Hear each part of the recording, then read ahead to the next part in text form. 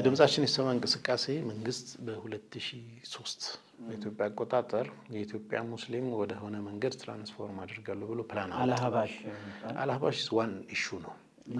አምስት አካባቢ ነጥቦች ናቸው። ኦኬ እና አንድ መንግስት ውስጥ የነበረ ሰው ሐረር አካባቢ የነበረው ነው ተደብቆ መጥቶ ሆነ ካሳንቺስ ጋር በጣም እየፈራን ጊዜ ኢህአዴግ ዘመን ፍራቻ አለና አንተ ግራጁዌት አድርጋል።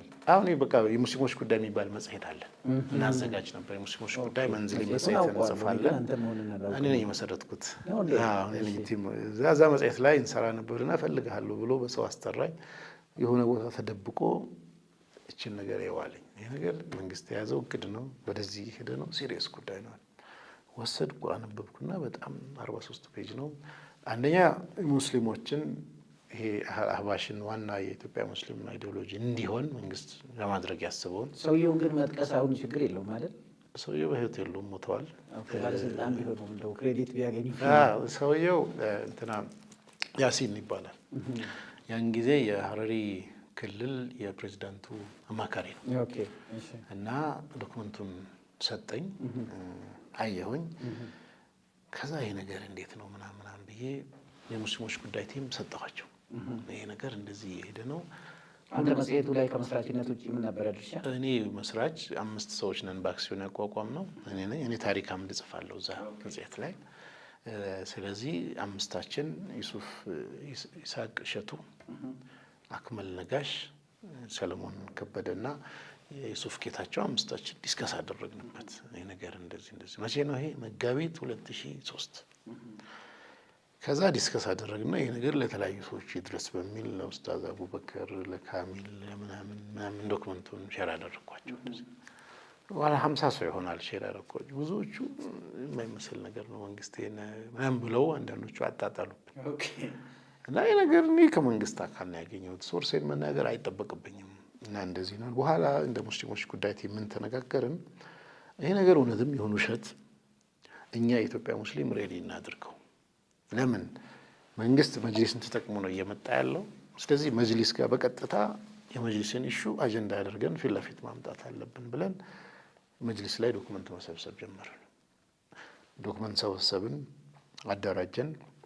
ተከታታይ የመንግስት መሳሪያ ሆኖ እያስቸገረ ያለው መጅሊስ ነው። ስለዚህ መጅሊስን ሊጠቀሙ ነው በሚል መጅሊስ መሪ ያጣው የሙስሊሞች ጥያቄ ብለን በቲም አዋቅረን የፊቸር ጸሐፊ ቡድን በሚል የመጀመሪያ ጽሑፍ ተጻፈ። ደነገጡ መንግስት አካባቢ። በዛ አላቆመም። ሁለተኛ ለ25 የሩብ ክፍለ ዘመን ጥያቄ መጅሊስ ተብሎ እንደገና የመጅሊስ ኢሹ በሁለተኛ እትም ያው መንዝሊ ነው። ያን ጊዜ ማዋከብ መጣ፣ ማሳደድ መጣ፣ ደህንነት መከታተል ምናምን እያደገ መጣ። በጥቅም ሀጅ እንውሰዳችሁ ከኛ ጋር ስሩ ምናምን የሚል የመጅሊስ ፎርማል ግብዣ ምናምን መጣ። እኛ ዝም ብለን ስራችንን እንቀጥላለን።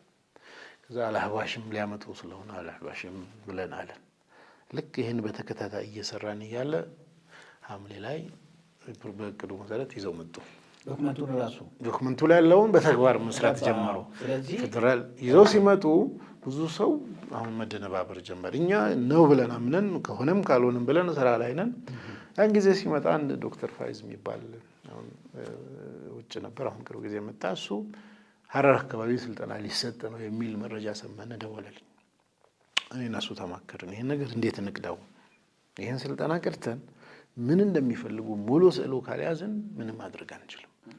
ከዛ እንዴት ሰው አስርገን እናስገባ ዲስከስ አድርገን እንደዚህ ቢሆን መጨረሻ እዛው ለማስገባት አልተቻለም።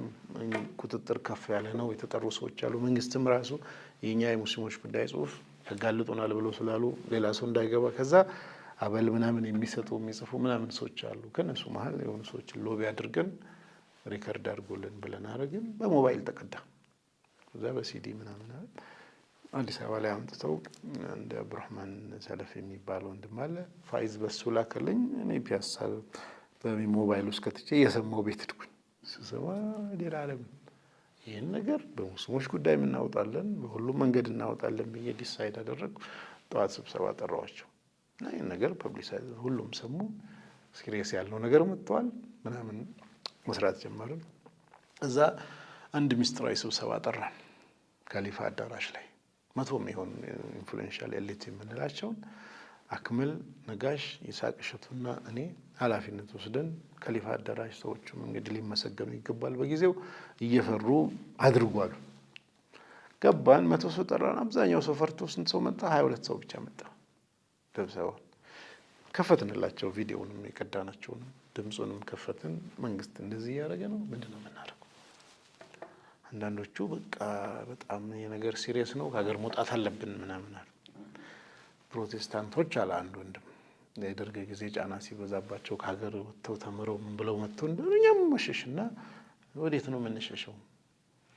ዲስከሽን ተጀመረ። ምን አለ አንዳንዶቹ በቃ ይሰሩን ነው በፍጹም መሆን የለበትም የሚል የሆነ ነገር ማድረግ አለብን የሚለው ቲም መመካከር ጀመረ። ዝም ብለን ማየት የለብንም። ያስሩናል፣ ይሰሩን ግን ሰርተን እንታሰር። የሆነ ነገር አድርገን ዝም ብለን መታሰር የለብንም። እንቅስቃሴ ጀመር። ምንድነው እንቅስቃሴው? እዛው መንግስት ውስጥ ያሉ አካላትን ምን እየሆነ እንደሆነ ኮንቲኒየስ ኢንፎርሜሽን ይኖረን። ፕላስ የዛ ጉዳይ 5 አንግል ነው ያለው። አንደኛ አህባሽን ኦፊሻል ዶክትሪን ማድረግ ነው። ሁለተኛ ሙስሊም ተማሪዎች ዩኒቨርሲቲ አካባቢ ሰላት ከልክሎ ጀማዓ ከልክሎ ይሄ ሙስሊም ተማሪ አካባቢ ሃይማኖተኝነትን ማጥፋት ነው። ሶስተኛ ፓርቲ ውስጥ ያሉ ሙስሊም አክራሪ የሚባሉ ሰዎች ፓርቲያችን ውስጥ እየገቡ ነው። ይሄን ውስጣችንን ማጽዳት አለብን። አራተኛ እስላማዊ ኤንጂኦዎች ምናምኖች እንትን የሆኑ ስለሆኑ እነሱ ላይ ቁጥጥር አድርጎ ማዳከም የሚል ነው። አምስተኛ ይሄን እንቅስቃሴ ሙስሊም ባለሀብቶች ምናምን የሚደግፉ አሉ። እነዚህ ላይ ነው እና ሆል ሲመጣ ኮሚኒቲውን ክራሽ ለማድረግ የታሰበ ነውና ይሄን ዝም ማለት የለብንም የሚለውን ይዘን የተለያዩ ስራዎች እየተሰሩ ሄደ።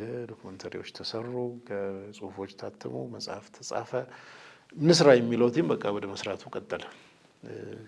በዚህ እንቅስቃሴ ላይ ስለ አህባሽ ራሱ ግንዛቤ ብዙ ሰው የለውም ያን ጊዜ። እኔ ቀደም ብሎ ዩኒቨርሲቲ አካባቢ በጠብጥሩ ስለነበረ ተወሰነ ማንበብም እንትን ምድሉ ነበረኝና መጽሐፍ ፍለጋ ስለነሱ ማቴሪያል ጉግል ማድረግ ዋትኤቨር እንዲህ ያደረገን ሙሉ ፒክቸሩን የማግኘትና ምንድነው የሚፈልጉት ማን ነው ቢሃይንድ ያን ጊዜ ስናይ የተለያዩ ኢንተርናሽናል ሪሰርቾች ላይ ስለነሱ የተጻፉ ምናምን አረጋን። ስለዚህ ምንድነው መንገዱ? መታገል ነው። በቃ እንታገል ብለን ስንል መታገሉ ኮስት ያስከፍላል።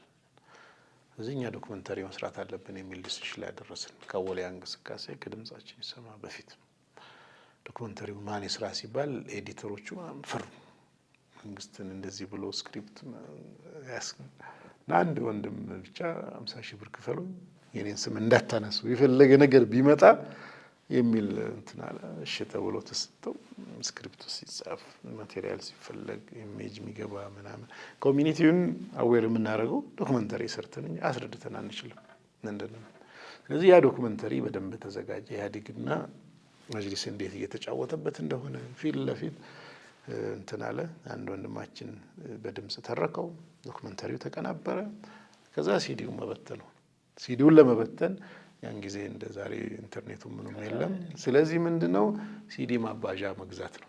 አንድ ጊዜ 4 5 6 ምናምን ነው የሚያበዛ። ስታባዛ እንዲህ እየተባለ ሰው አወቀ። አንድ የሚሆነች ፓምፍሌት ጻፍኩ 100,000 ኮፒ በተን እንዲህ ያለ ተዳረሰ። መንግስት ደግሞ በቃ አንዴ ገብቼበታለሁ አላቆምም ብሎ በኃይል ምን ይዞ መጣ? ሐምሌ 6 የመጀመሪያውን ስልጠና 2003 አደረገ። ቀጥሎ ደግሞ ሁሉም ኢማሞች ምናምን የተሳተፉበት መስከረም ላይ ይዞ መጣ። ያን ጊዜ እኛ በግልጽ ስለ አህባሽ መጽሔት ላይ ጽፈን አጀንዳ ሁሉ እሱ ሆኗል። ሊባኖስ ውስጥ ምን አደረገ? የተለያየ ሀገር ውስጥ እንዲህ እየተባለ ማነጋገሪያ ሆኗል። ከዛ በዚሁ መልኩ እያደገ ሄደና ምን ደረሰ? ታህሳስ ደረሰ 2004 ታህሳስ ሲደርስ በሆነ ሜካኒዝም ፈጥሮ እኔን ለማሳሰር ዶክመንተሪው የመጅሊስ ፕሬዝዳንት የነበረው አህመዲን አብዱላሂ ጨለው ወስዶ ለደህንነት መስሪያ ቤት ይሄን ዶክመንተሪ እያባዙ ነው ብሎ ሰጣን። እንግዲህ አብሮ የነበረ ሰው ነው የነገረኝ። አብሮት ሄዶ እሳቸው ግን አህባሽን ይደግፋሉ። አዎ ለምን ወደ ሌላ እንዳልወስድ እንጂ እስቲ ለማንኛውም ቀጥልና በኋላ እናነሳ። እሺ። እና ዶክመንተሪ ወስዶ ሲያይ ደህንነት መስሪያ ቤት ዶክመንተሪውን አዩትና ደነገጡ። ይሄ ነገር መንግስት ላይ ህዝብ የሚቀሰቀስ ነው፣ ሲሪየስ ትሬት መሆን የሚችል ነገር ነው ምናምን ብለው እንትን አደረጉና ይሄን ማን ሊሰራው ይችላል ምናምን ሲባል አንዱ የሙስሊሞች ጉዳይ ቲም ነው ፊት ለፊት እንትን። ስለዚህ እኛን ፎሎ አፕ ጀመሩ። ሌሎችም አንድ 20 ሰዎች ሊስት አደረጉና የኛ ሙስሊሞች ጉዳይ ቲም ይስሐቅ እሸቱ፣ ተሾመ ነጋሽና እኔን ታህሳስ ላይ ወስደው ማዕከላዊ ያስገቡ። የያዛችሁ በጣም ከፍተኛ የደህንነት ኃላፊ ነው የሚባለው ውሸት ነው? በኋላ ነው። የመጀመሪያው ላይ ኖርማል ፋርማሲ ለልጅ መድኃኒት ልገዛ ሲሄድ ነው መንገድ ላይ ይዘውኝ እንትን ያደረጉት። የመጀመሪያው ያው በኢትዮጵያ አቆጣጠር 2004 ታህሳስ። አሁን መጨረሻ በድምጻችን ይሰማ ምናምን ገና እኮ ድምጻችን ይሰማ አልጀመረም። ያን ጊዜ ብቻ እንቅስቃሴው እየሄደ ነው። ከዛ እንደገና የታሰርኩት ሐምሌ ነው። 2004 በመሀሉ እንዴት ለቀቁ? በኋላ 5 ቀን መጀመሪያ አወሌ አልተጀመረም። እንቅስቃሴ የለም። ዶክመንተሪን እና መጽሔት እየሰራ ነው ያለው አንደርግራውንድ እያደገ ነው ብለው ዶክመንተሪውን በኋላ ግን ከእናንተ ጋር ቀጥታ መያያዙን አወቁ እንዴ?